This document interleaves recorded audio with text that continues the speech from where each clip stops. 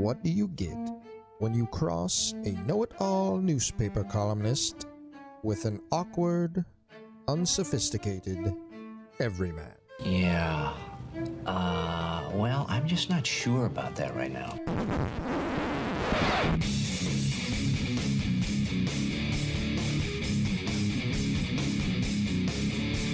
Welcome to Couch and the Rube. Welcome to Couch in the Rube, presented by Skymint Premium Cannabis. Jason and I will be at the East Lansing Skymint on Coolidge Road this Saturday morning before the Michigan State-Michigan game. The Skymint tailgate starts at 9:30 a.m. Incredible breakfast menu. It's worth coming just for that alone.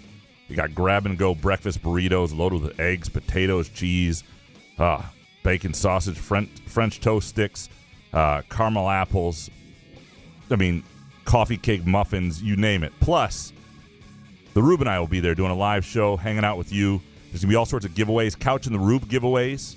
Like we're going to have Couch in the Rube mugs to give away. We'll have, those just arrived today.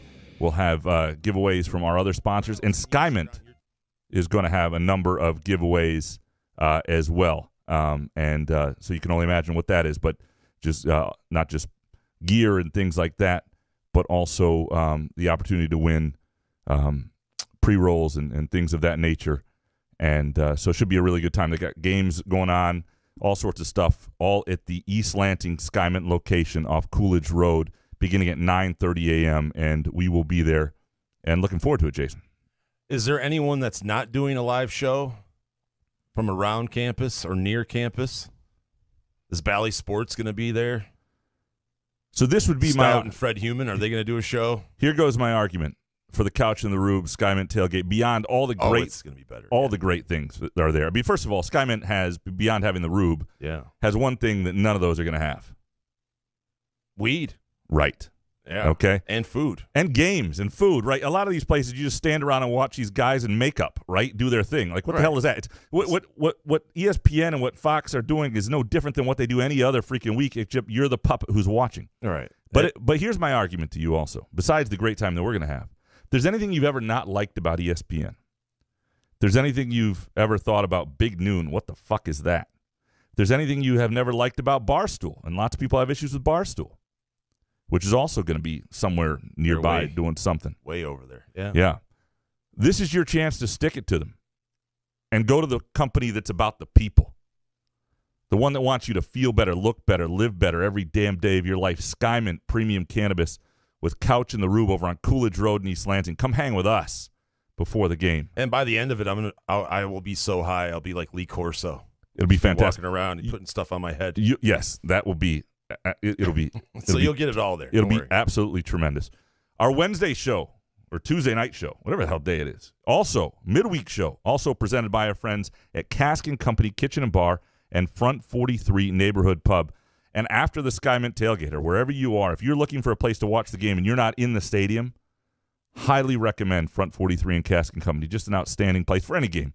Just looking to go watch a soccer game on a Sunday at noon or whatever. You want to watch the Lions for some godforsaken reason. But during MSU games, they have MSU game day specials going on. They have ladies' night specials on Wednesday nights, Monday specials as well. There are all sorts of deals going on, and happy hour specials every day of the week from 4 to 7 p.m. So Cask & Company, Front 43, just great place to enjoy just about anytime you need to get out of the house, watch a game or not. Cask & Company and Front 43, great date place as well. You're going to love the menu. Everything from burgers to sushi to amazing flatbread pizzas. They do everything very, very, very well. That's over just north of Frandor on East Saginaw and Lansing, just sort of on the edge of Lansing and East Lansing. Jason, I think we got a fun show. Of course we do. We always do. Yeah. We're going to have Nick Baumgardner on, and there's no better week for Nick because Nick covers football and understands football as a media person as well as anybody I know. And he covers Michigan and Michigan State. So we're going to talk to him about why both these teams can win, and he's written about that at The Athletic. We'll do that in about 15 minutes here. And then we're going to have Harry Gagnon on and pick the games, including Michigan and Michigan State. Maybe we should have had Rainer Saban on. Seems like he's the hot take guy. We'll get into that momentarily as well. And then we're going to finish up your hot takes, the ones we did not get to from Monday, and there were a few. That's right. Yeah, there's some good ones. Because I didn't. It wasn't like I just put the shitty ones at the end like usual. No, I'm kidding. No, it was like there were some good ones, and I didn't realize we were going to run into that time crunch, and we did. And I blame Mel Tucker entirely and the distraction that he's become. So let's get into this a little bit. All right. So Rainier Saban from the Detroit Free Press, colleague of mine. I wish I could have read it before the show, but I had to have my Facebook thing. I think I signed Alex Heward up for a subscription. Sorry, Alex. I don't know what the hell's going on. Can I just sign in? I put my email and my password in to try to read it. I want to support you guys, but holy hell, it's hard to read stuff. I think like if you're not at your house. So here's what you do. Throw. Here's what you do. If you have an LSJ subscription, easiest thing to do. That. Okay, and then you go to the USA Today. You download the USA Today Sports Plus app on your phone. All right, we won't do that. Okay, and then what? You do that, but then you just because that works with your LSJ subscription. I know. Then you don't even need the Freep. Who the Freep? You don't like the Freep? I'm not saying that. I'm saying all you need is the LSJ. Yeah, still helping the whole company at large. Yeah. Anyway. So he writes a piece about Mel Tucker being a distraction. And the headline is juicier than the story, but it's about how, Mel Tucker wound up being the distraction he is trying to get his team to avoid by being sort of in the sights of LSU, perhaps. I don't think Mel Tucker's been a distraction to his football team. I don't know that for sure. I wouldn't write that column to know that he's not. But that didn't come across as a distracted football team, the guys we talked to this week. I don't think brushing off these rumors it is one thing if these things heat up and you've got Purdue next and it's going into that game or Maryland and say there's rumors that he actually talked to LSU. But when somebody's just sort of interested and the game ahead of you, if you're Michigan State and you're a 7-0 football team as Michigan, and you chop wood through everything apparently, even though whatever. I just don't think they're a distraction football team. I don't think that'll be an excuse. I just don't think it was an accurate column. Whether it was fair, is it a valid question though? Well, here's the one thing that Mel Tucker is fair to say.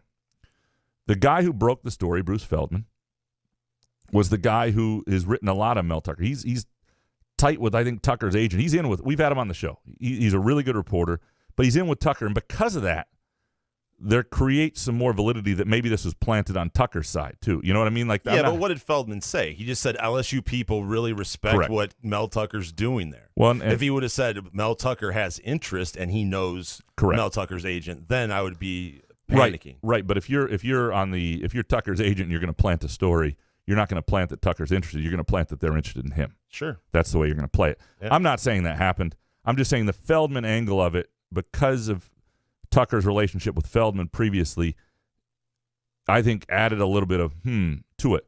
That said, I don't think it's a distraction. I think, first of all, this is going to happen for Mel Tucker in Michigan State if he keeps winning at a certain level as long as he's the coach. And people are just going to have to get used to that. And at some point, he's going to have to make a decision this year or some other year. Does he want to be a lifer at Michigan State? Does he want to try and do it at Michigan State for 5-10 years? Does he want to try it for a few more? Does he want to move on? Is this his destination job? He'll have to make that decision. I think there's only so much MSU can do. They can try to prove it to him that he can win big there, but they're not going to be able to match the money of 6 or 7, 8 other schools out there. He's not going to move within the Big Ten, so it's really only about. But how much more schools than he's making right now would LSU offer? And is LSU really a better job than Michigan State in what he has done right now? I just don't think so. We can. Yeah, you can debate whether it's a better job than Michigan State. It's certainly going to be more money. They paid Ed Orgeron $9 million. He makes $5.5. There's no way MSU can match that. If for him, and he'll have to make this decision at some point, money is what matters to him, or there's something else where he wants to be. And if he could probably get a 6-year deal worth $54 million. Michigan State can't come close to that. Right. And so he'll have to make that decision. He's making a lot of money. How much money do you need? For me, and just air conditioners and sweat towels, that would be like $4 million a year. And so I need a lot of extra money. That's all Graham needs. And he's a sweat towel guy, Mel Tucker. So who the heck knows? Yeah. I do believe him, though, when in the idea that I don't think he's flirting with LSU. I don't think he's not practicing what he's preaching right now. I think he's like any of us. Jason, if somebody came to you offering you a 40% pay raise, 30%, 5% pay raise, or whatever it was, sure, you'd listen. Yeah. And if it was a really good job. Can't write podcast offering me more money, right? You go do it. Oh. You go do it. So anyway, I think the column was wrong. I longed for the days. I didn't think it was. I mean, he's a columnist. He's entitled to his opinion. Got people talking. I'm sure his boss is happy. Maybe, but you got to be careful a little bit too on the. You don't want to go too low. Right there. I don't think this is entirely that. The other thing I want to get into that I've been thinking a little bit about and talking. I mean, so Tom Izzo talked about that today and some other things. Meeting, they've got a game Wednesday night, exhibition game against Ferris State. Don't coach my team. But I asked Izzo once, and this is something I'm starting to think about. Like I started to think about because everybody's talking about how big this game is. Like it's the biggest. Like the stakes are higher than ever. And I don't necessarily buy into that because in the moment, there have been a lot of years with Michigan State where it feels like the stakes are the highest ever. I think we get to be prisoners of the moment. I think they're up there. But I don't think for Michigan State the stakes are nearly as high as they've been a few other years. I think in 2013, for example, when they had that amazing defense and team that demolished Michigan, they had to do that. Like that had to happen for that team and that season and that group's legacy. I think in 99 when they were on the up and coming and building under Saban, they had to take down a Michigan program still in their prime. They hadn't beat them since Saban's first year. That was that Plaxico Burress great game. Bill Burke threw for 400 yards, and that had there was pressure on them in that moment. There have been those sort of things, and I think for Michigan there have been a few too. I would say 97 when Michigan State looked like it was on the rise, and they sort of squashed that and smacked them down. I think 2018 when Harbaugh had lost 2 of 3. Is that right? No. Not whatever it was. Whatever the record was, and Michigan State had lost 8 of 10 to Michigan. That was a big year. I think there have been a number of times that have been big games. That said, this is obviously one of them, and it's the opportunity for Michigan State. And if they lose it, that's where the pain would be. It's the wasted opportunity. If Michigan State wins this, Mel Tucker becomes the first coach to beat Michigan twice to start his career. They're now 10 of 14. They've won 10 of the last 14. And I asked Tom Izzo several years ago about how long it took him to flip the Michigan State rivalry before people viewed it differently, truly. He said 10 years. And I said, well, how long would it take in football, do you think? He said 15. Getting mighty close to that. So if they win this time, it's 10 of 14. Mel Tucker's 2-0. He's recruiting really well. He's come in not intimidated at all by the Michigan brand. The first thing he does is move his press conference right when Jim Harbaugh is. He doesn't give a fuck about who can show up or not. You have to make a choice. I just think there is now, again, if the LSU thing comes into play at the end, let's remember 99, as Dominic so eloquently pointed out on Monday in one of his hot takes. That was a year that they had to beat Michigan. They did. They lost to Purdue the following week. Then they lost their coach to LSU.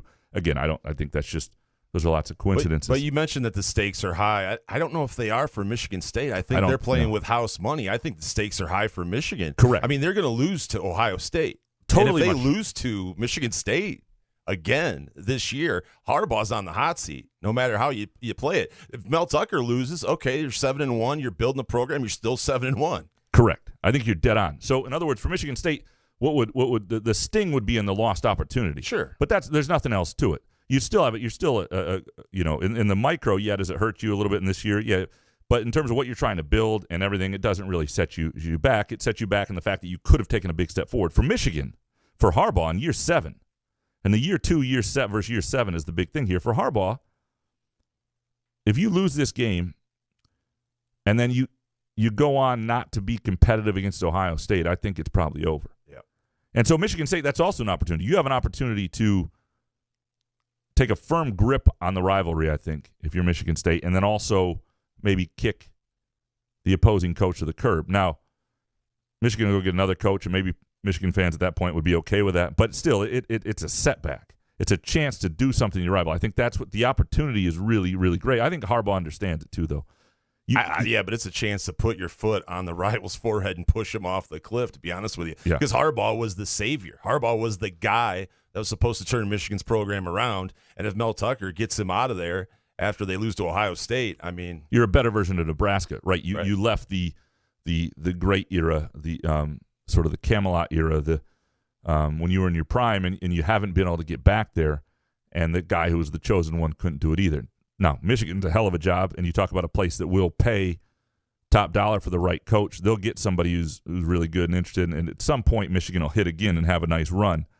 But it could take a minute, and it could help Mel Tucker. Michigan's down for a minute trying to figure that out. So I think the opportunity for Michigan State's great. The stakes for Michigan on the other end, how detrimental a loss would be, are greater, because the other Michigan fans aren't cool with the idea of Michigan State and Michigan playing even up. 3-3 isn't good enough. He needs to be better than that against Michigan State and competitive against Ohio State, and that's going to happen for him to stick around long term. Anyway, I don't think, to me, if like this was a year where this was Michigan State's year, not a surprise year, not a revival year, if this was the year Michigan State had to get it done, veteran football team, the program had been building to this year, finally got it to stick, 7-0. This is their momentum. They might be the best team in the league. Then the stakes would be really high for both. Like if they don't do it now, win. That's not where Michigan State is. So I don't think the idea that the stakes are as high for both programs is there. I get why people are nervous. I think neither team has any clue if their side is better. I think that's the biggest game of all time. Well, and the other problem is, and I wrote this in a column today, this very well may be a late 1980s, early 90s AFC championship game where, Ohio State's going to basically make the winner of this game fish food eventually anyway. And so you're not really, you're playing for a moment to think that you're, in the hunt because you'll be 8-0 and you'll have some bravado. And this will be a good team. Whoever wins is just beating a quality team, which neither team really has to this point. They've beaten some competitive teams, some teams that have elements of them that I think are good. I think Nebraska has elements of it that are good. I think Indiana's defense, certainly that day they played Michigan State, was good. I think Wisconsin has become good again. They've certainly screwed up some gambling things, Wisconsin, by not figuring out who the fuck they're going to be. But what were they when Michigan played them? I don't really know. I don't think they were that good then. We don't know entirely.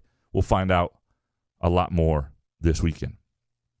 All right, we're going to take a really quick break now. When we come back, Nick Baumgardner from The Athletic. We'll get more into this rivalry. Couch in the Rue, presented by Skymint Premium Cannabis and Cask & Company and Front 43. Where else can you cheer on your team? Enjoy a mouth-watering burger or savory sushi. Sip on handcrafted cocktails or one of 46 beers on tap. Take your game day or date night to Cask & Company Kitchen Bar or Front 43 Neighborhood Pub near Frandor. Two amazing places with one awesome blended modern American Asian menu. Catch the game on one of 30 60-inch TVs or stop in for the all-you-can-eat lunch buffet. Enjoy happy hour or elevate your night out at Cask & Company or Front 43 on East Saginaw in Lansing.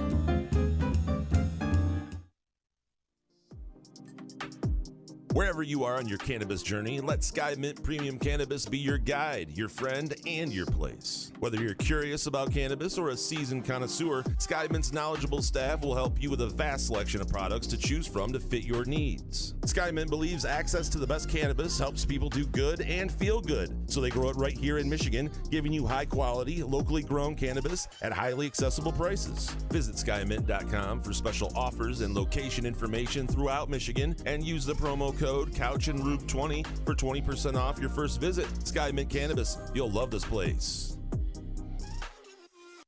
Come enjoy irresistible, award-winning, handcrafted donuts and locally roasted coffee at Groovy Donuts. Surprise your family or coworkers with special holiday designs and flavors, or put the perfect finishing touch on an event with a custom order. Birthdays, weddings, gender reveals, our friends at Groovy Donuts are your answer. Experience the Groovy Donuts difference for yourself on Lake Lansing Road in East Lansing or in Williamston. Get more information or place an order at groovydonuts.com. Trust matters, especially when it's your money. Mark and Jay at North Coast Wealth Management work hard to build a relationship of trust by providing thoughtful, objective guidance and placing your interests first. Invest with knowledgeable financial advisors who are on your side. Call today and tell them you're a friend of the show for a no-cost, no-obligation consultation. 248-626-2000 and ask for Mark or Jay. Securities and advisory services offered through LPL Financial, a registered investment advisor, member FINRA SIPC. Find Couch in the Rube podcasts on Spreaker, iTunes, iHeartRadio, Spotify, YouTube, Facebook, Google Podcasts, CastBox, and the Rube's favorite podcast addict.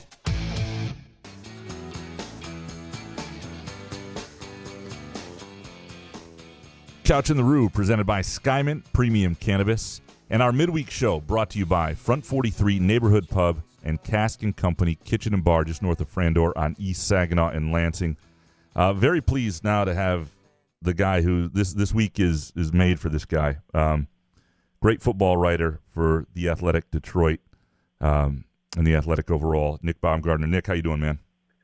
Good, Graham. How are you? I'm well. This is like, if you asked your bosses, I need a week. Can I take this one off? Wedding, cousin's wedding, second cousin, for example. Want to go hang out? I wouldn't even want to go to that, Graham. But it's the cool. Well, I mean, no offense, right? It's the cool second cousin, right? It's fair enough. It's in Charleston, nice on a resort. Like what would happen? Oh yeah, they'd say no. We're not doing that. This is the only reason you have a job, right? So I mean, first time since 19. Hey, I was talking to Brendan earlier today. We were doing our show, and I was like, as someone, and I've seen all these games for years and years, and I know you have too. Like 1964, first time since '64. That actually kind of caught me off guard a little bit. I don't know why, but it did. I thought there would have been one in there, this top 10 thing. I don't know. That seemed a little, even for me, that seemed a little. I wondered if you thought the same or you thought anything different. Yeah, well, I think it's one of those embarrassing moments for the guys who rank the teams, because there have been games where I think both teams were better than this. And they weren't top 10 teams. Like you go to the 99 game, the last time they were unbeaten, and like that MSU team that wasn't in the top 10 at that point had but they were really good. 7 NFL draft picks and Plaxico Burress and all those guys. Anyway, so there have been years where it probably should have happened. It's just one of those ranking things. Yeah, that's fair. One of the things I think you understand the sport of football as well as anybody who covers it, and you've written two things that I think are really good and a really good idea.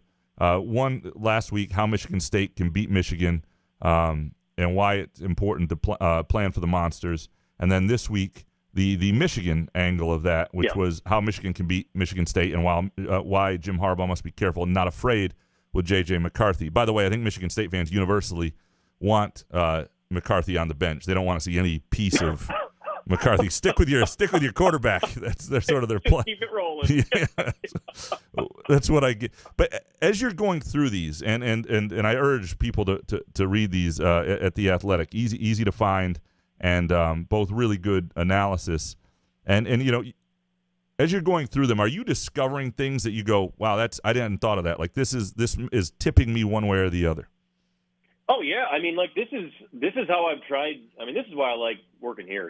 This is why I watch both these teams so close, and I've been able to do this year at a pace that's really been kind of cool. And it's really, when I got into it again, because I watched them both sort of separate all year, right? Like I've tried to keep them apart. I've tried to keep them. I've tried not to compare them. I've tried not to compare them at all. Like Brendan told me that a long time ago. I haven't covered both those schools. Don't compare them, even in your own mind. Don't compare them because it's not going to do anything for you. And so this was really the first time in a minute that I've really, really got into it in terms of comparing them. And I've done it for about 2 weeks here. And there's a couple different things where if you go deeper into if I'll go deeper into the impact that Hutchinson or Daxton Hill could have in a game, then I could swing one way. But if I go back and say, well, what if Slade and Simeon Barrow are enough and Michigan's missing a guard or something inside, then it's like that for me is kind of a big deal because these are really good players. I think that's what I've sort of discovered. Like Michigan and Michigan State don't have a ton of really good players, but they have their share, and I think that they're in concentrated areas on the field that sort of are going to be in conflict with the other side's really good players. And there's going to be a lot of little battles, I think, in this game that's made it really hard to pick for me because it's sort of a matter of kind of who wins all those, or who wins more of them, I should say, at the right times. Yeah, the stuff you get into with the sort of the interior, the Michigan's offensive line and the interior of Michigan State's defensive line, and Jacob Slade and Barrow and I mean, just that group has become. I think. I mean, I knew they had a chance to be good, but they've been better than I thought and deeper than I thought. I agree. And that's what makes this interesting because we haven't seen what happens to Michigan. Oh, the other thing that makes this whole interesting this whole matchup interesting is that neither one of these teams to me has played elite competition yet. So we haven't. Right. We can't say, well, look at what they did to them, or this. I mean, there's some moments where you go, ooh, the second half against Rutgers for Michigan, or Indiana, and the second half against Nebraska for Michigan State. But what happens to Michigan if they can't run it like they've been running it? Exactly, and that's the question that if you're Michigan State, you want them to have to answer, because the answer, as we've seen it, based on what we've had to see so far, which is no one has done that to them. They haven't taken it away, so Harbaugh hasn't shown us really if there is a plan beyond we're going to stick with McNamara and just keep pounding it, which is what it has been, in years past, and what Michigan fans do not want to see again, and what I would argue they shouldn't want to see again. Like, if it's stubborn football on Saturday, they're going to lose. If they're going to play stubborn football against, Mel Tucker and Scotty Hazel, I think Michigan fans know that. They'll lose the game. So really what it is if you can't do your thing like you've done it to everybody else in the middle of the field and just control the game up front and let those backs who are stars on their own really be stars, then you're going to have to win the game from the pocket. And do you have a plan to do that? And that's the thing that all the Michigan fans that, get at me are nervous about, on edge about, and why I think a lot of them maybe jump their skis and say, just put McCarthy in, for the love of God, I can't take this anymore, So I understand it, and there's a lot going on there. But, this is a game, too, that Harbaugh can – I do think this is a game sometimes where he can surprise you. There's been some days in this series that he's coached in where they've done some things that maybe not a surprise, but, it was a bigger move than you thought maybe he would do, I guess. This is – and I know Michigan State's offensive line and protecting and run blocking support, but this, to me, also is a really interesting game with Peyton Thorne and Jay Johnson, and you get into that and your Michigan State piece. Get into that a little bit, because I think you've done a nice job throughout the season of talking and writing about those two and sort of the cohesion and what Jay Johnson's brought. But for Peyton Thorne, Peyton Thorne's a smart dude. When I talked to him about the interception in the end zone against Indiana a couple weeks ago, and his understanding of what went wrong, why it went wrong, where he should have thrown it, and why he was, you start to think, well, that's not going to happen again, But so eventually you wonder if his growth is going to, reach a point where he becomes a real weapon. But this may be that time where he's got to do it. Yeah, I think this is the big one. This is the biggest, the game. You're right, because I've said this for a minute now. I think that, and I'll talk about Johnson in a second, but I think Michigan State does not need Walker to necessarily go nuts in this game, as long as Thorne has been the guy that we've sort of seen him be this year for the most part, and that has been a pretty lethal passer off play action. I mean, that's really what he and Jay Johnson have cooked up at the right times. The flea flicker really is part of play action a lot. Whatever you got to do to get those people sucked up, get them focused on Walker, get whatever eyeballs on him so they can get any kind of step outside with Naylor or Reed or any of those guys outside. And that's, at that point, Thorne is so good, I think, pre-snap at identifying what he's seeing coverage-wise. You see that a lot. Jay Johnson, we've seen a bunch of times where it's, motion, shift, whatever, make them declare themselves in terms of whether they're not in man coverage, which is going to give Thorne, a coach's son. We've all heard from, his dad, and we know his dad's story and everything else. I mean, I think he just knows what he's seeing, and he's really confident in where to go with the ball, and he doesn't really waste any time. He stays loaded. He does a really good job in the pocket. And I think through at least half the year, I think it was 14.1 yards per attempt on about 70 dropbacks and play action, which is just outstanding. And that, for Michigan, is a problem, because you can bottle up Walker and you can play and do all the things, that other teams have done. Nebraska's done it. Indiana did it. And if he hits two shots on you in play action, I don't know if Michigan gets those back just like that. Those are hard plays to overcome. Do you think if it's not going well with McNamara early that they'll make that move? They might. I mean, that's what I really want to see. I mean, I'm not going to rule it out. I mean, I don't think that I would rule it out. If he's struggling and they're not moving the ball, they might. I mean, I absolutely could see that happening. I don't know that they would or they wouldn't. I don't know what the plan in that situation is. This is a different game, so I don't think that we have. And like I said, I mean, I said on our show today, I look back at this game and the way Harbaugh's coached them, and right or wrong, this is always the game where he gives guys that he thinks are really ready to turn a corner, he gives them the rope to do it. This is the first time Peppers ever played offense, was against Michigan State. the day Devin Bush ripped the hole in the field was against Michigan State. Harbaugh, let him just kind of ride the whole team into that whole thing. I mean, like, there's been times where he's gambled and missed. John O'Corn throwing the ball in the rain, right? Didn't work. But, I mean, he thought it was going to work, and it didn't. I wouldn't be shocked at all if he thinks this kid is even close to being enough to give us a little extra when we need it in that spot. I wouldn't be shocked if he does it. Not at all. But to your point, I do think it would take, them getting stuck in the mud. And the question then would be, how long are we waiting here until the obvious has to be answered? And, that's the question I don't think any of us know. Is there a chance this is scoreless in the fourth quarter? Yeah, like, it might be. Like, both teams could just grind out these possessions. Like, that's the thing. Like, I think Michigan might just stay back and just let, try to tackle Walker, make them take the long way. And then Michigan, every drive takes 80 minutes anyway. So, I mean, like, it could be one of those things, right? He's it's not going to be weather, 6'3". is there? I don't think. I don't think Right. so. Yeah, no, I don't. Oh, thank God for that, right? The pressure and the magnitude of how the circumstances surrounding it. I think there have been more important games in this rivalry for Michigan State. I don't know if there have for Michigan. I think there have been some other important ones, but I think 2018 was an important one that they had to get and did. I'm just like, how does that play into this? I mean, because I think and maybe I'm reading this wrong, but for Jim Harbaugh, this is a biggie.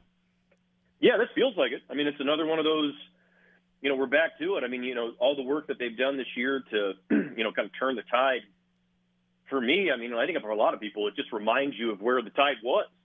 And it reminds you sort of how bad that had gotten. And, as good as it has been, and they have been good. I mean, this is a good team. I mean, they are not the team that you saw a year ago. I mean, I was talking to somebody or thinking about something this week, and I wrote it in something like, all the years that I've seen Michigan go up to Michigan State, the one constant for me is, like, if they go up there as an insecure team, they have no chance. They will lose. I don't care how good Michigan State is. But if they go up there confident, like, they will have a chance to do whatever, and it doesn't really matter. And, like, this is a pretty competent team that's very different from a year ago, but, like, it's not even November yet. So we've got to see, something beyond this game. We've seen you win this game before, but it's also, it's a top 10 game on the road, something that we don't see Michigan do. This is a different kind of deal now. So, let's see something different. Let's see you kind of move the needle forward. I think that's the Michigan fans sort of like on edge type deal right now. And I think it'll be really emotional in a moment. But I think if you step back and you look at this, if they go down there and play or go up there and play a really strong game and lose a really good one, it doesn't kill your season. And if you respond in a strong way, then, where are you at really? So, I think that, that's something that'll be interesting to see how people react. But he does need to win it, because I think if you win it,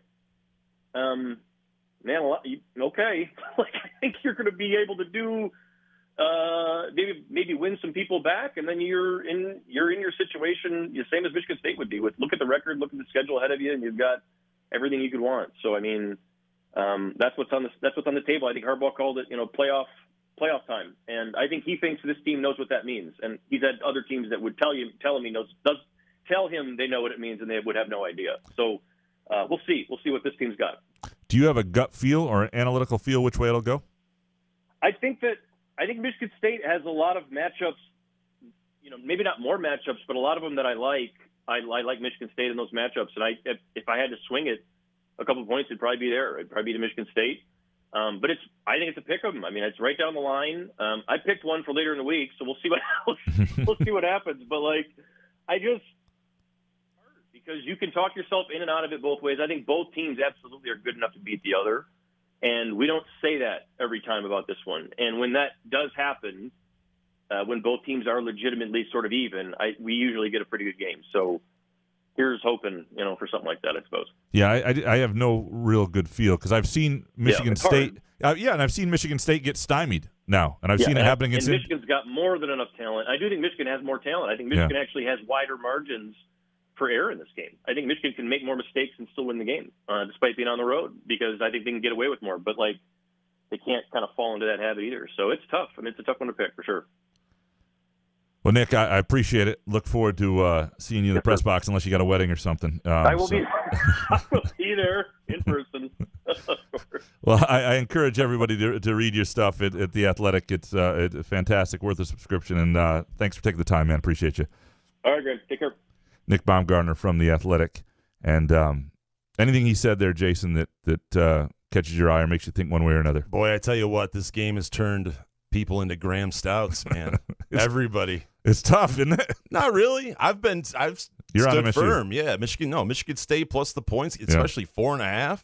I don't know. Do you think it's going to move higher? And let me ask you this, Graham. How many yards does Kenneth Walker III need for Michigan State to win? Yeah, and I don't think it's exactly about yardage with him. I think it's well, in the range, right? Like if 80 yards, can Michigan State still win if he gets 80? It depends on the yards per carry more than that to me. So yeah, they could win. It just, when they need a yard, it has to not look like he can't get anywhere. It can't be, he has one 60-yard run and then just doesn't get anywhere all day. You know what I mean? I think they need to have a little. Are you going to be able to make a final prediction for your column? I don't know where I'm going. Yeah, it's tough because you should have it as a tie. That's what I should do. That's what I should do. They don't tie anymore, do they? 10 overtimes. Right. That's what I'll do. 10 overtimes. Although it wouldn't do that. These offenses are better than the Penn State Illinois slop that we saw. Listening to Nick though, I mean, I think Nick says it well, and you see why both fan bases are nervous as hell. Because usually you have a sense, like you're the underdog, or you ought to be better. You Again, I think it's Michigan fans that are nervous. I don't know many Michigan State fans. I understand they're excited for the game, but I'm sure we all know some. But you know what I mean. We had the majority. A listener reader. They just said, "I can't even read your column. I'm so nervous. Everything is stake." And I get it. I think it's not a great readership week for us. We have much better readership. More people will read my 3 quick takes off Michigan State, Ferris State basketball tomorrow night than anything leading up to this game. What happens when you read it? You start just your phone just starts moving, or the paper starts shaking? People just don't click to begin with. They're just sort of like, I just need to get there. I don't need to read anymore. I'm nervous. I don't need to tell me anymore. Just get me to the game. That is the great thing about our show being 3 days a week, is when it was 5 and this week happened. We get tired. Oh my God! I remember looking at you on like a Tuesday of a big game week, and you'd be like, "Oh fuck, it's Tuesday." 3 segments. Yeah, on the, it would be offensive line. It would be absolutely brutal. So do we want to get Harry on the line here? While you get Harry, a reminder, if you're looking for a place to watch Saturday's game, Front 43 and Cask & Company. Can't tell you how perfect the bar setup is at Front 43. I just love the TVs don't overwhelm you, but there are a lot of them. They're right there. It's just a great setup. They've got a good patio that's heated, too, if you need it. It's one of the more underrated patios in the city. And Cask & Company, which is adjacent, TVs all around, good date place, a little more spacious, same menu, same great drink selection. Just a great place to on a college football Saturday, NFL Sunday, really any day of the week. And a reminder, Jason and I will be at Skymint, of course, and on Coolidge Road and East Lansing, starting 9:30 a.m. on Saturday for the Couch in the Rube Skymint pregame tailgate. Free breakfast, giveaways, live show, all sorts of games, fun stuff. And we hope to see you there. It'll be a lot of fun, I think. Very pleased now to be joined by our good friend, Harry Gagnon from the Against All Odds podcast with Cousin Sal, bestbetcorner.com, and extrapoints.com. And Harry, if you ever stop working for somebody, you're going to have to let me know, because I'm always introducing you that way. You add a title to your name. You're going to have to let me know. Hey, absolutely. Hey, listen, if it's not for in Phoenix, I wish I was in East Lansing on Saturday, guys, hanging out with I you was guys. about to say, Harry, you're a jet setter. Get on the private jet and meet us Saturday. I think I'm going to be in Ann Arbor, though, guys, for the Michigan-Ohio State game. Well, that doesn't matter. Well, no, we can make that work. I'll go down there and have some weed sodas with Harry. Let's do it. Yeah, unfortunately, I think I do have to cover the Michigan State-Penn State game. That's what they call hunting season here in spring and Thanksgiving break. Nobody's at any of these games anyway on that weekend.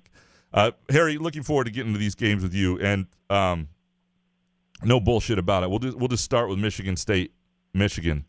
Michigan minus 4.5 in East Lansing. I think the Michigan fan base has bumped that number up. They may win. I mean, it's inside a touchdown, so it could be a great game, and they could cover that. I just think the value is on MSU because I don't think anybody really knows. I think the money line is decent value at plus 165, but minus 4.5 for Michigan State and a game that I can't really decide what's going to happen, I'll take that value all day. I might buy the half point, but anything over 4 especially, give me Michigan State. Jason, where are you? I don't know, Harry. I feel like I'm the only one that from the get-go has said Michigan State plus 4 and a hook. Now, I don't know whether I wait. Maybe that number inflates better, but I love Michigan State. What do you got? Boy, Michigan. I mean, Michigan State's got to stop the run. There's no denying that. 1,800 yards for Michigan this year on the ground, 25 rushing touchdowns. The Wolverines double-digit wins, 5 of 7 games. But I'm going to roll with you guys. I didn't love how Michigan State let Rutgers around for about 2.5, 3 quarters, and only beat Indiana by 5. But I love this Kenny Walker. He's going to go over 1,000 yards rushing. I'm going to take more than 4. Here, you're getting 4.5. I'll take the Spartans with you guys. Yeah, it feels like it. Look, this happens to MSU basketball too, where with Tom Izzo, sometimes the line is more reputation than ability. And I think this is a good Michigan football team. I'm just saying the brand bumps you up. And I think if you were to if everything Michigan's done and you put MSU as the brand on them and you reversed it, I think Michigan State would be a 4.5 point favorite. You know what I mean? Like I just think I think that's where this is. And so if that's where if the point's being swung by brand, give me the value, and it's Michigan State, I think.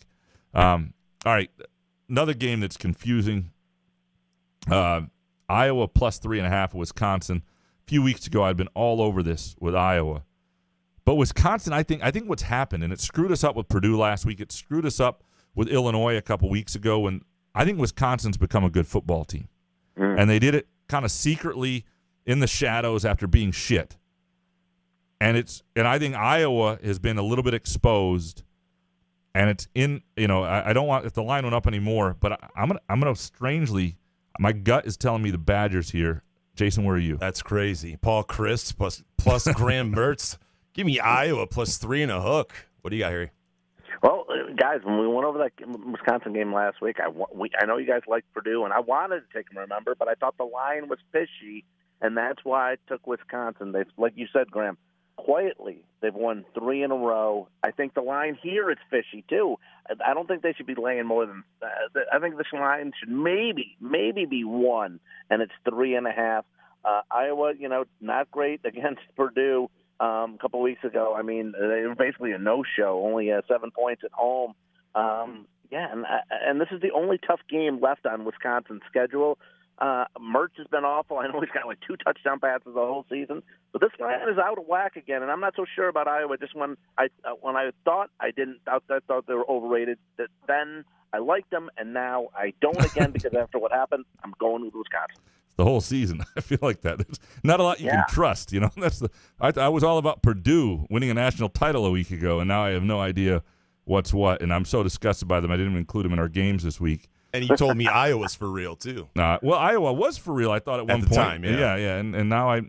I mean, Iowa's been a hard team to. You didn't think this was going to be this good, and then all of a sudden they laid that egg. Now what goes on for the Hawkeyes? Well, and then you go back and you start watching them against Penn State, and you think Penn State had the injury, but Penn State really controlled that game. You go, I don't know how good Iowa is, and so it gets confusing. And Graham against Iowa State. I mean, they won that game by 14, but they only had 170 yards of offense the entire game. Yeah. No, it's. I remember someone telling us that Iowa State was Well, you know what? Iowa State. Don't count Iowa State out of the. They can still win the Big 12, baby. They beat Oklahoma. They can still win the Big 12. That is true. The dangerous teams and the great teams to gamble on are the teams that lose early, disappoint you early, but are actually good and get off the radar. And all of a sudden, there's money to be made on them. And Oklahoma stinks. Oklahoma last week. They let Kansas hang around for 3.5 quarters. Oklahoma's overrated. I love it. So Penn State plus 18.5 at Ohio State. What to make a good old Penn State after a 9 overtime defeat? I think there is something there. I think that James Franklin of USC, I think whatever it is, I think something's wrong at Penn State. And I know that, Penn State, if you look transitive property, beat Indiana a few weeks ago 24-0. So Ohio State's win over Indiana, 18.5 maybe feels right. But I don't know. In Columbus, I think Ohio State this is a game that they view as a little bit of a rival, a team that's beaten them before. I think Ohio State inside of 3 touchdowns. This is a good play to take the Buckeyes. I think they're going to win this one convincingly. And the big problem for Penn State is I don't think they have the offense to hurt Ohio State's defense, and Ohio State's offense is just a freight train right now. So give me the Buckeyes. Jason, where are you? At the beginning, the 18 and a hook looked intimidating, but 9 overtimes and you fucking lose to Illinois. Ohio State rolls. What do you got, Harry? Yeah, I mean, watching that game, did you guys? I felt like Clifford looked terrible. He couldn't. It seemed like he couldn't throw the ball. He couldn't throw the ball for more than 8 yards at a pop. I mean, it was awful to watch that last week. I mean, you're right, Grant. Like Buckeyes are a wrecking ball lately. Last 4 games, they've outscored their opponents 231 to 44. This is definitely not enough points if you want Penn State. I'm taking the Buckeyes in a big time blowout. We're all on the Buckeyes. We're all in agreement here, except for that Jason on Iowa, which he's going to lose. Last college game of the day, Georgia -14 versus Florida. Is this game in Jacksonville? Usually in Jacksonville. I should have double-checked that. It's not usually a yeah, it's not usually it's usually a neutral site deal. And look, Florida was good against Bama. Florida's had some moments this year. I'm still, if that sits at 2 touchdowns, I think Georgia's just that good right now still. I'm going to go Georgia here. Jason, where are you? Georgia has spanked me all season long. If you can buy the half point down to 13 and a hook, I love it even more. What do you got, Harry? Don't love this game, guys. Georgia in the last 3 games have scored just in the 30s. They haven't gone 40 or higher. Laying a big number here. Florida just 2-3 in their last 5. I get it, but they have lost those 3 games just by a total of 16 points. Their next 4 games are really easy in the SEC. I think Florida shows up here. I'll take the 2 touchdowns. Okay, that makes me feel worse. I'm definitely staying away from that now.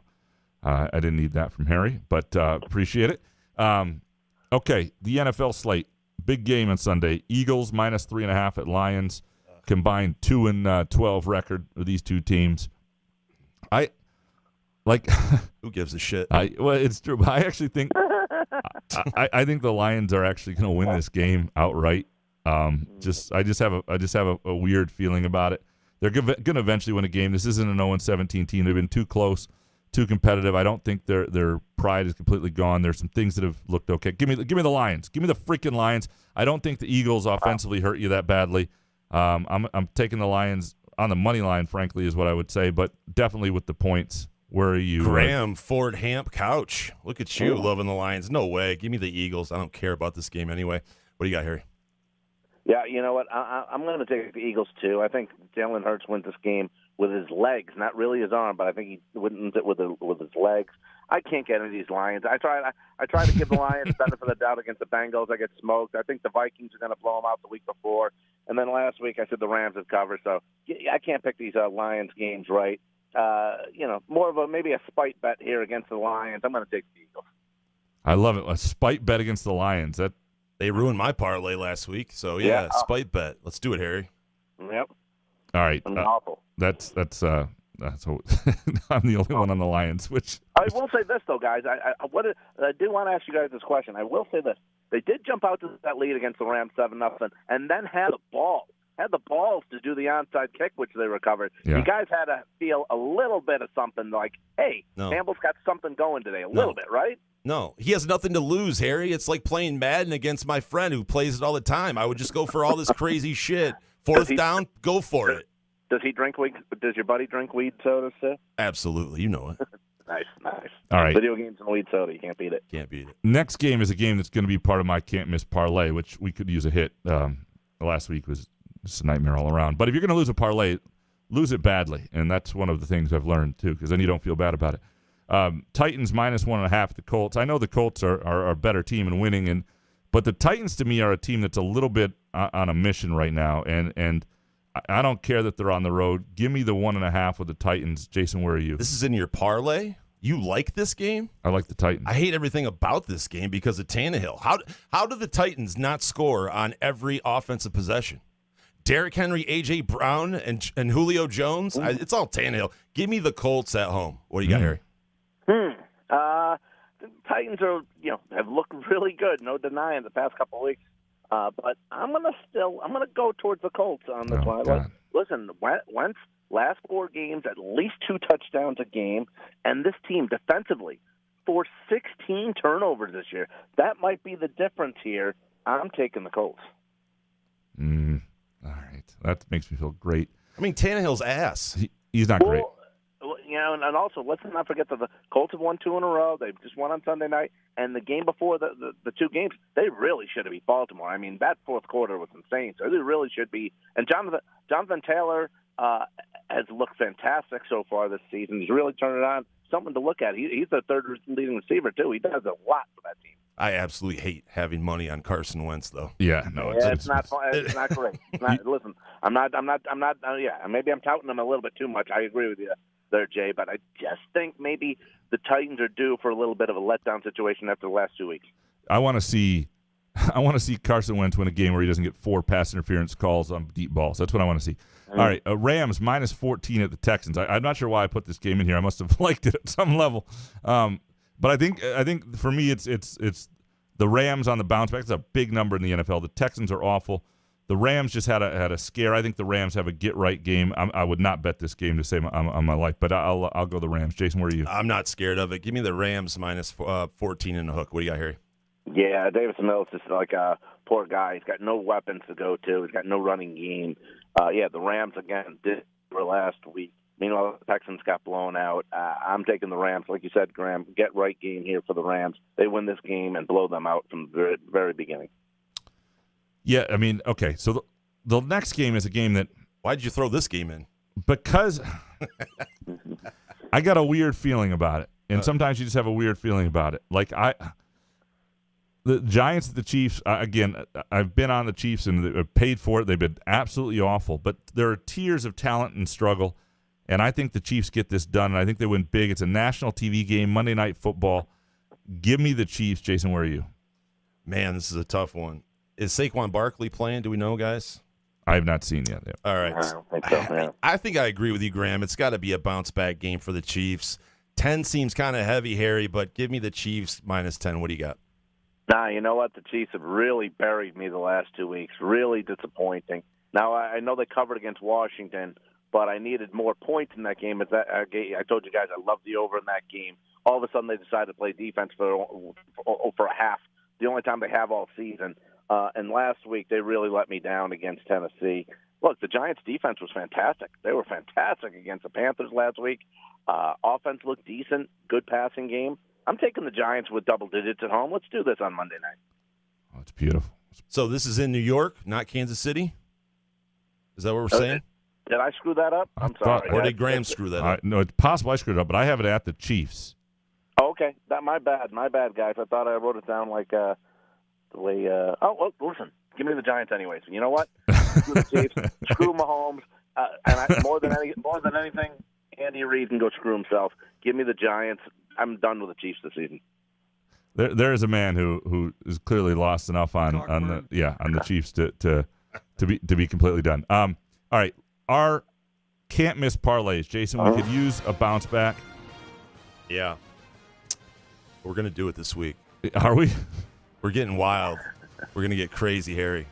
All right, let's hear it. Hey, listen, I gave you props the other day on your Wyoming, New Mexico under, though. Well, I'm glad you brought that up because Wyoming at San Jose State over under 41. Wyoming has 14, 0, and 3 points in the last 3. Cody Tucker is going crazy in Cheyenne, Wyoming, because that offense is ass. San Jose, they did score 27 points in a thriller versus UNLV, but scored 13 and 14 points in the previous 2. 67 degrees, partly cloudy, 14% chance of rain. Weather reports brought to you by Chris Eastlick, TV5, Sag Nasty. Next game, Cincinnati at Tulane. Cincy struggled with Navy, at Navy, won by 7. I think Cincy wins this game. Tulane's ass, I understand that. But Tulane plus 24 and a hook. 75 degrees, mostly sunny, 18% chance of rain, winds at 8 miles per hour coming from the east, says Chris Eastlick. And lastly, UMass at Liberty, live in Lynchburg, Virginia. First and foremost, if you're a 36-point underdog to fucking Liberty, you should never play football ever again at your university. They should take away your football program, is what I'm saying. Over under here is 58 and a hook. I'm taking the over. 62 degrees and sunny, boys. I know, it's terrible. UMass Liberty. And the first game was what you went with the Wyoming at San Jose State over under 41. I'm going under. Under 41. Okay. Gotcha. All right. I love you, Jason. All right, so I mentioned Titans -1.5 at Colts. Doesn't scare me. Love it. That's the first leg of my parlay. Ohio State -18.5 versus Penn State. Love it. And I was going back and forth between Manchester United at Tottenham -139. Really like that game. I know Man U has not been great, but I'm not a fan of what this Tottenham team has become.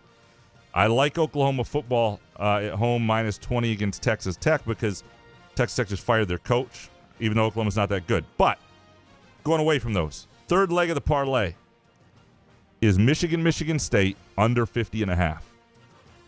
I do think this is a game that does not – I mean, we've seen a number of Michigan State games where offense is a struggle, their defense keeps it in it. I think this is another game where Michigan State does not have fluid offense. 50 and Michigan is Nick Baumgardner we had on earlier was talking about. The drives are long. The points are – I just think this game stays in the upper teens, low 20s. Give me under 50.5 for Michigan State. So Ohio State under 50.5, Michigan State, and the Titans -1.5. What do you think, Harry?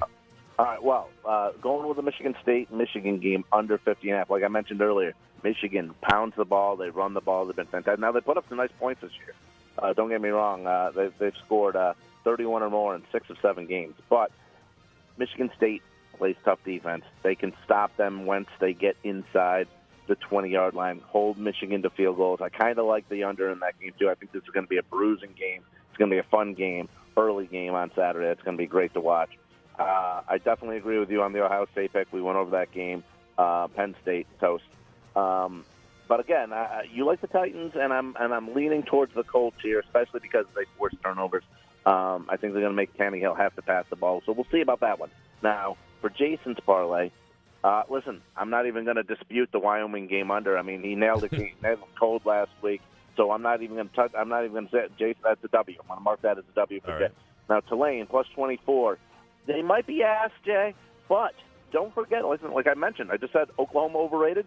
When they had to move that game for the Hurricane and they moved it to Oklahoma, and Oklahoma was a 35-point favorite, Oklahoma only beat Tulane by 5 points. So give Tulane, give the Green Wave a little bit of credit here. Cincinnati, though, listen, they've been fantastic. They didn't have a great game last week, so I'm a little hesitant about that because they may really want to pour it on this week. But still, 24.5 is a chunk. And the UMass Liberty, 58.5. You're going with the over. I can see that. But I had this game earlier this year when UMass played Coastal Carolina. And what I was worried about that is I know Coastal Carolina will get theirs. Will UMass get theirs? And UMass didn't. So this is a spot where I'm a little worried about UMass scoring because you may need 2 touchdowns out of them. I don't know if they can do it. You know what? Boy. But I'm going to stay with you, Jay. I'm going to stay with you on this one because I like the points there on the Tulane. I just don't like that. I just think that's a letdown game, Graham, for the Titans. Okay. That's fair enough. That's fair enough. Hey, UMass has bulletin board material, 36-point underdog. Come on. Jason, I have they were 35 last week against Florida State and lost by 60, right?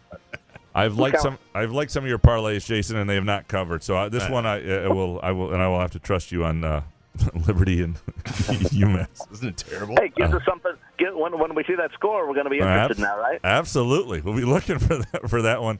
Harry, you are a beautiful, beautiful man, and look forward to catching up next week. You guys are the best. Have fun on Saturday, guys. Thanks, Harry. Yep. Harry Gagnon from the Against All Odds podcast, Best Bet Corner, and ExtraPoints.com with his wisdom. I will have a Premier League parlay at some point. There's some things I got to look like. They're playing these midweek games. I lost today on Chelsea. I wasn't happy about that. Playing for this like third tier cup in England and that. So I'm a little sour on that. I do think I have a take on soccer that I'm going to hold for another week on betting soccer and why it's the best sport to bet. Can't wait. But I'm not sure everybody wants that right now. So we're gonna Saturday Skyman. He'll tell you. Yeah. Let's take a really quick break, and we come back. We'll get into the hot takes we didn't get into Monday. Some really good listener hot takes. We'll do that next. Couch in the Rube, presented by Skyman Premium Cannabis, and our midweek show presented by Front 43 and Cask & Company. Wherever you are on your cannabis journey, let Sky Mint Premium Cannabis be your guide, your friend, and your place. Whether you're curious about cannabis or a seasoned connoisseur, Sky Mint's knowledgeable staff will help you with a vast selection of products to choose from to fit your needs. Sky Mint believes access to the best cannabis helps people do good and feel good, so they grow it right here in Michigan, giving you high-quality, locally grown cannabis at highly accessible prices. Visit skymint.com for special offers and location information throughout Michigan, and use the promo code CouchAndRube20 for 20% off your first visit. Sky Mint Cannabis. You'll love this place.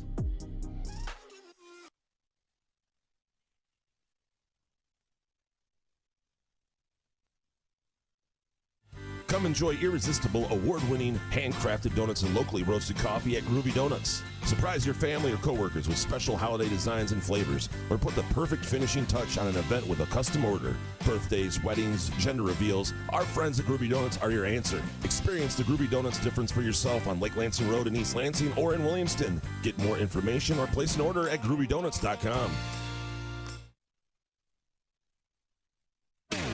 Find Couch in the Rube podcasts on Spreaker, iTunes, iHeartRadio, Spotify, YouTube, Facebook, Google Podcasts, CastBox, and the Rube's favorite podcast addict.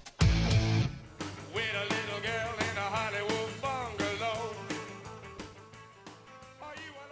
Couch in the Rube, presented by Skyman Premium Cannabis, where Jason and I will be at the East Lansing location on Coolidge Road, just off Lake Lansing. There in East Lansing on Saturday, 9:30 a.m. begins the Skyman Couch in the Rube tailgate. We'll be doing a live show. They've got all sorts of stuff going on, including an incredible breakfast, some giveaways, some games to play, all sorts of deals in the store as well. And we'll have giveaways. Couch in the Rube mugs. We'll have some gift cards to our other sponsors like Midtown Brewing Company and Cask & Company and Front 43, as well as Groovy Donuts. So it should be a good time. We hope to see you there. And we've got we've got enough to give away. So if you show up as one of our listeners, we'll have something for you. I hope we do at least. No, we will. I'm just kidding. We'll definitely have something for you. You Autographed 8x10, Graham. Yeah. Bring those. You or me? You. Oh, God. My face doesn't fit on an 8x10 anymore. Yep. To shrink it down. All right, let's dig into these hot takes for Monday. All right, Steve Beckman, number one, if you want to take MSU and the points, wait until after the public Michigan fans move the lines. 2, there should be magic at Fox Sports Saturday's Big Noon, even if it should be kicking off at 3:30. And 3, the crowd shots during NBA League Pass commercial breaks are underrated. I hadn't thought of that, right? Because it's just like there's no... Yeah, they don't play commercials, yeah. So they just shoot around you see the cameras that are searching for make-out cam people and stuff. Ah, interesting. It's the first year I haven't had League Pass. So why do you not get it this year, and why have you previously gotten it? Because I love the NBA. And I just don't really love the NBA much anymore. Okay. I just lost. I still watch the playoffs, and I'll watch the Pistons here and there, but okay. I don't know. I agree with his number one. Do you agree with his number one? Wait until the public. Yeah, I don't know how much higher it's going to go because it's sat at 4.5. I don't know that it comes down, though, and I don't think it – so I think you're pretty safe to probably take – do you think there's a surge in it again? I don't think so at this point. I think 4.5 is about where it sits. I would think maybe at the end of the week some more Michigan money comes in. Maybe it moves a half point. So the great thing at 4.5, if you want to have some money on Michigan State, but you're not feeling great and comfortable, 4.5 is a great teaser number. You can put a 6-point teaser and it gets you above 10. Oh yeah, and that's so 4.5 is a great number for that. So you can throw it in something else that you like with a 6-point teaser. That's the way to go. And really, you do that with like Ohio State, Penn State. You get Michigan State at 10.5 plus 10.5, and then you get Ohio State at minus 12.5 inside of 2 touchdowns. I think that's a really good teaser right there. Old Soldier, number 1, Spencer Rattler will be in the transfer portal before the end of the season. 2, take Purdue as Big Ten basketball champs this season. And 3, QP's Olive Burger remains the best thing you could legally buy in Michigan.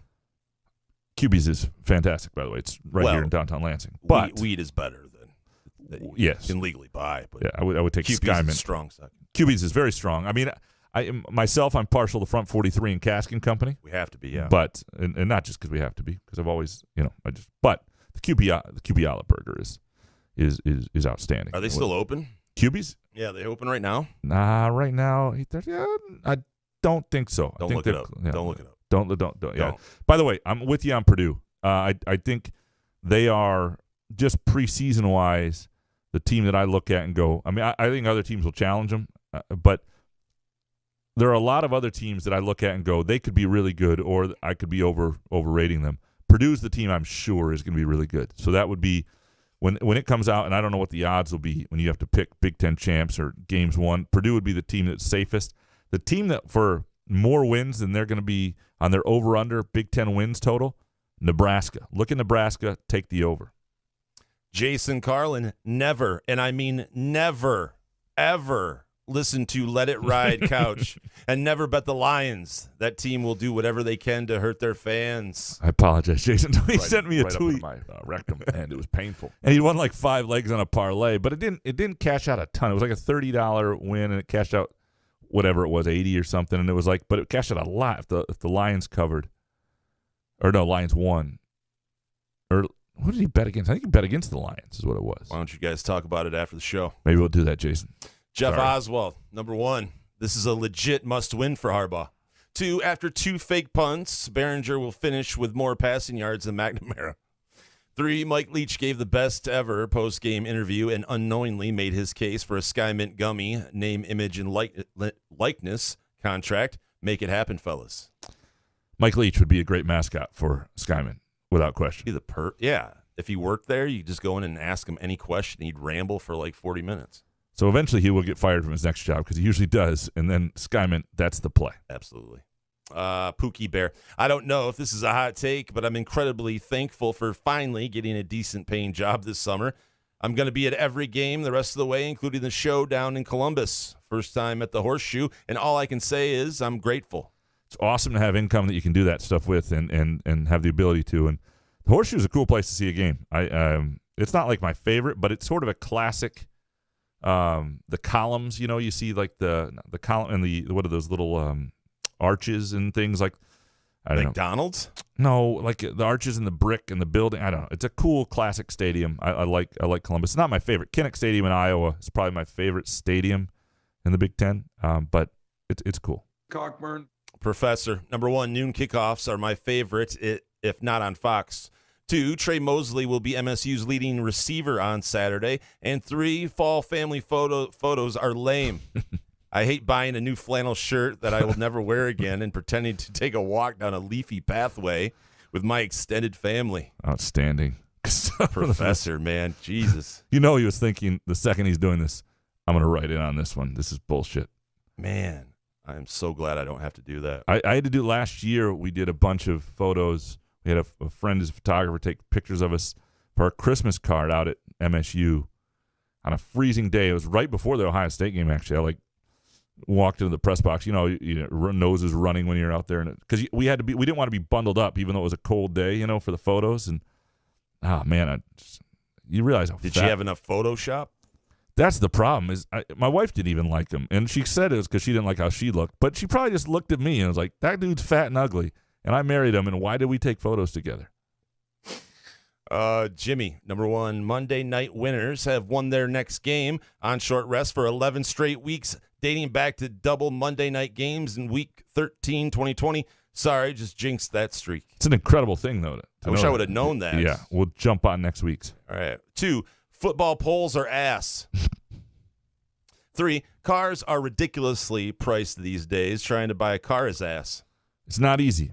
We had a good experience out at Champion Jeep and Chrysler out on West Saginaw, but it was a little bit of a lot of places don't have cars. A lot of times it's 16 weeks. We looked at a lot of different stuff before we found a place that was able to get it to us within a couple weeks. Is that it? That's the story. Oh, all right. Well, but is that a story worth telling? No, it's not a story. Did you buy a car? No. Well, Did you drive a car? We bought the car. Yeah, okay. We bought the car. It's Tesla? No, it's a Jeep, Grand Cherokee. It's it's a nice little automobile. I'm with Jimmy though. I'm going to follow this Monday night winners thing. This looks interesting and try and ride it with him. Thomas Zambiasi, number 1. If we had the old overtime rules, Penn State, Illinois is over in 3 overtimes max. Not that I'm complaining. The game was very dumb and very fun. 2, I love rivalry week, but personally think bantering is bad luck as fun as it can be. I think MSU has a slight edge and don't want to jinx it. 3, the new Dune movie is the best page-to-screen adaptation I've ever seen. Incredible stuff. Interesting. Good recommendation. Do you think a lot of people feel like that? Like if you talk shit, you're going to ruin it? Like just shut your mouth and let the game happen? I don't think so. I think people love talking shit on Twitter. And what's the big deal? I think there's a mix. I think there's a part where, because I know it's like with gambling. When you get too confident, you start talking about a game you love and how you're going to win it, it always goes wrong. Like it's a little of that, you know? Yeah, but at least you pick a game instead of all week going, well, you know, it wouldn't surprise me if they scored a touchdown and Michigan scored a touchdown. Gluten Weasel. Number 1, when I picture the live Sky Mint remote, I think it'll look like the scene in Clerks when Jay and Silent Bob talk to the Russian metal singer Berserker. 2, if State wins Saturday, that's awesome, but just know it puts Tuck on LSU's radar even more. And 3, commuting in the rain is ass. It is ass. Doing anything in the rain is ass.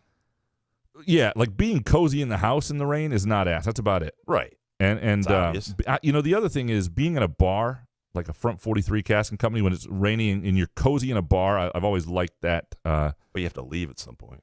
That is true. But the whole idea with a win for Michigan State, putting Mel Tucker more on the radar, there's no question that like if Michigan State lost 5 straight or whatever they got left, 5, that wouldn't. But you know, you can't think that way. And I do think that there probably is an element for Mel Tucker. If he feels closer to winning big at Michigan State, the more he feels closer, the more he doesn't want to start over. Not that you got to start completely over at LSU. They got a lot of talent in the program. He'd do it well with the transfer portal. He'd do well recruiting. He'd win at LSU. There's no question to me that Mel Tucker would win at LSU. The real question is he happy enough at Michigan State? Does he think he can do it there? Does he feel compensated enough that MSU is where he wants to do it? Ken Chu, number 1, Michigan will try to run a flea flicker against us on their first possession. 2, Penn State, Purdue, Iowa, and Illinois are schizophrenic. And 3, college football overtime shootouts are awesome when it's not your team. It was kind of fun to watch that ineptitude for a minute and just sort of make fun of it and sort of watch the gripping drama of it. The problem with Penn State, Purdue, Iowa, and Illinois, and even Wisconsin right now, is you just can't trust anybody. So now you're sort of like, wait a second, what do you bet? You know, like what do you do? I mean, they've sort of become an unbettable league for a lot of these teams. John Crager, number 1, that was the single worst gambling weekend to date. Agreed. 2, MSU better be embracing the underdog status similar to 2013 and come out and absolutely manhandle Michigan. 3, how appropriate of Goff to throw that pick when he did. This is why we can't have nice things. $33 million. Yeah, well, yeah, no, they got the draft picks to hold on to the money. That's what the whole point of that trade was. Stopgap, yeah. The 2013, I think they were slight favorites though in 2013, but they were, and I could be wrong on that. If I am, I apologize, John. But they don't have the defense to manhandle you. I mean, they don't have the team. That's what made that 2013 amazing. And somebody at the Big Ten Network or Big Michigan State on BTN tweeted out what would happen if the 2021 offense played the 2013 defense. I'll tell you what would happen.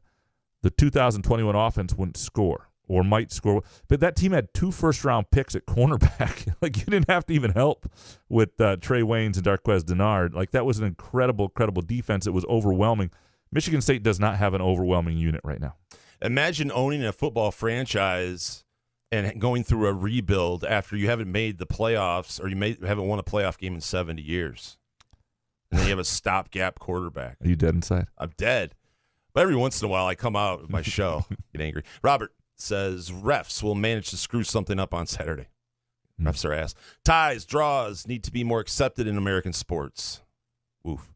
Fire Tim Lester was his third one. Not happy with what's going on at Western Michigan. Ties, draw. To be honest, I don't hate ties, draws as much as I hate when ties, draws screw you in gambling like it did today for me with Chelsea against Southampton. Because in soccer, a tie, if you're on the money line, a tie and draw, they don't count the penalty kicks. They don't count what it just look. There are not a lot of Americans can fix about soccer, but we can certainly fix how they gamble on soccer. We don't in the baseball. They don't not count the extra innings. In soccer, if you bet on a team and they win in extra time or they win in penalty kicks, That ought to count. Let me write this down. Another reason why soccer blows. Okay. Well, no, but here's the reason that I'll give you the take that I was going to hold real quick. Here's the reason that soccer is the best to gamble on in a lot of ways. If you can pick, if you can pick favorites and so the Premier League specifically is the best to gamble on because it has everything baseball has, but it's better than baseball. So baseball has no salary cap. So you have great disparities. The problem is you can spend $200 million and be playing a payroll of $40 million, and you're still going to lose 1 out of every 3 times. That doesn't happen in soccer in the Premier League where they have the same payroll disparities, and yet there's a little more certainty with a team going to win. So you can find mismatches and be more certain about them. That's what makes the Premier League the best gambling sport there is. It's the midweek cups, the fucking Copa Cup, whatever that was, that they played for today that Chelsea didn't even want to play for. That's where you get screwed, and you shouldn't bet at 2:45 on a Tuesday. Jason, do you think that Bill Beekman, PZ, number 1, Killian Hayes looks lost on offense, and lost in the sense where you can't see how it gets better. 2, I'm ready for Saturday's game. I'm not ready for Klatt and Gus. And 3, MSU should load the box and force Cade to beat them over the top. So, yeah, and we'll see obviously you want to take away Michigan's running game and make McNamara beat you. Different Cade, though, I want to talk about here because Cunningham's been out, and Killian Hayes does not look good right now. And, again, you got to give Allen Houston, for example, I always remember as a Piston, went from averaging 3 points a game to 24 in the second half of his second year. You don't want to quit on a guy too early. It's under contract anyway. He's not going to be starting once Cunningham comes back, I don't think. So you got to keep trying to give him time. But the returns on Killian Hayes right now, there's some things that are a little concerning. No question. Siku. How long do you give him? He's with the Lakers now, right? Yeah. But Hayes has shown more than him, I think. Ricky Secor. Number 1, your hot take of the day, prefaced by people actually reading the definition of the word valuable, ought to be how Matthew Stafford was most valuable player for about 11 years in a row. How do you feel dead inside? Yes. What does that mean? What happens? Basically saying that Matthew Stafford was the most valuable player for the Lions for 11 years in a row, and that just was proof. Yeah. I mean, before that, it was John Hanson. Jason Hanson. Whatever. It's too hot in here. John Freeberg. Number 1, MSU beats Michigan 24-21. 2, the Lions will finish 0-17. And 3, Juwan Howard is a great recruiter and coach. I don't think they get 0-17. They're going to beat somebody. They've been too close on too many games. They got 10 games left to do it. They're going to beat somebody. Who? Okay, let's look at the schedule. Philly. Phillies, I think they've got a chance this week. All right, let's look at this. So if they don't beat Philly, then they play the Steelers on the road. And the Steelers aren't great, but they're not going to win that game. Then they play the Browns. That's going to go really poorly. That's a road game. The Bears on Thanksgiving, actually, at home, the Bears don't look so hot right now.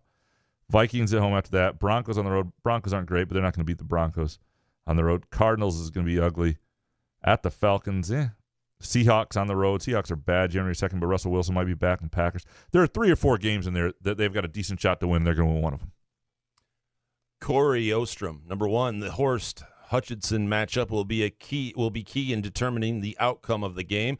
Horst will aggravate Hutchinson enough to switch him onto the other side, where MSU will run plays away from him. The offensive line allows for the run, which leads to the pass and balance. 2, Sky Mint is truly the best. My wife is working in Bay City, went to their store, and is not a user. She felt comfortable with the laid-back staff, and instead of 20% off, we got 30% off. She felt so good about the experience that she now takes 5 milligram gummies every now and again. And the MSU defense will bring Michigan into the deep water and attack both quarterbacks, forcing turnovers and giving MSU the path to victory. Corey, appreciate the feedback on SkyMint, and glad your wife had an awesome experience there. The strategy stuff of Michigan State, it's going to be fascinating. I do think this is a coach's game in a lot of ways. Obviously, the Jimmys and the Joes matter, but this is a game where you really show your teeth as a play caller, as somebody, the wrinkles you have, the things you've had time to scout them for 2 weeks. I think this is a really fascinating coaching game as well. It's a collision course, right? Hans Jurget, number 1, to my MSU peeps, if someone yells "Go Blue" at you, yell "Go Blow." 2, if someone yells "little brother" at you, tell them they have a little penis. 3, Ohio State fans want Michigan to win and keep winning until they face off. Their business partnership is dark and disturbed. Somebody yells little brother at you. Would you ever yell? Little penis. Yeah. I can see that. Saturday, I'll be doing that. Jake Hawkins, number 1. Glad I decided to take a break from NFL action yesterday. Went to a Halloween party that a buddy of mine threw. Hot take. How was it? Yeah. Jake, we need more. Yeah. 2, now comes the week when I wear a MSU t-shirt every day, including Saturday. Here's to hoping it brings the boys good luck. 4-point underdog, no problem. And to anyone who wants to be cocky and talk shit, it's on, bitches, for family and friends. Had a good time. It took a turn. I love it. Oh, man, I'm so glad I don't read these beforehand. 3, didn't see any of the Penn State and Illinois game on Saturday, but good God, come on. Who misses 4 or 5 2-point conversions to keep forcing overtime, especially in the Big Ten? And everybody's favorite bonus take. It seems like misery loves company and arrogance is bliss, because it seems certain people that talk and cover college football on the national level want to see Mel Tucker leave MSU and have them start from scratch. Looking forward to Saturday's tailgate. Appreciate you, Jake. Looking forward to having you there. What do we want to do here? Let's go with, well, first of all, make sure it's a different shirt. I love that he's like, I love the passion of this rivalry, though. Jake's a pretty mellow dude, right? Yeah. And he's talking about wearing a different shirt, Michigan State shirt every day, and bring it on, bitches. I don't care if you're family or friend, family or foe. Love that. I don't care if you're my kinfolk. Love that for sure. Do you think college football needs to go back to the old overtime? Yes, I do too. As much it was kind of fun, but I just don't think. Or maybe do we blame Penn State, Illinois? Maybe it's. Do we just blame them? And they did get to the third overtime, I think, before you have to do the 2-point conversion. So it's not like it's immediate. And lastly, Upper Deck Jerk Guy. Number 1, Alabama doesn't make the playoffs this year. 2, Luke Fickell ends up at LSU or USC. And 3, I don't know, it says message clipped something or other. MSU should make the Final Four. The final thing, that was me trying to do this on a PC. Sorry. Real Upper Deck Jerk Guy. MSU makes the Final Four is his final prediction, which I think everybody would take. Luke Fickell this year, here's the problem. Luke Fickell's going to have Cincinnati in the playoff. Playoff happens too late for a coaching change. This is not the year Luke Fickell jumps. But so that's the thing. That's what you want if you're Michigan State. You want to get in the playoff. You don't want Mel Tucker to have time to move to another school this year.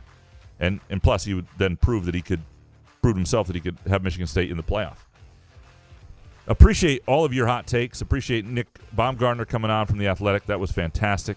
Thanks to Harry Gagnon for his, wisdom and putting up with us week after week.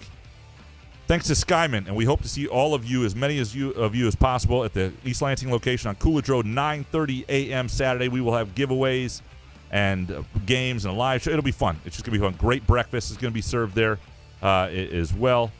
And thanks to Front 43 and Cask & Company, our original sponsor. Amazing place to watch a game. Great menu, great beer selection. We'll talk to you later about Groovy Donuts. Twitter questions. Good show, man. Yeah, man. Couch in the Roof.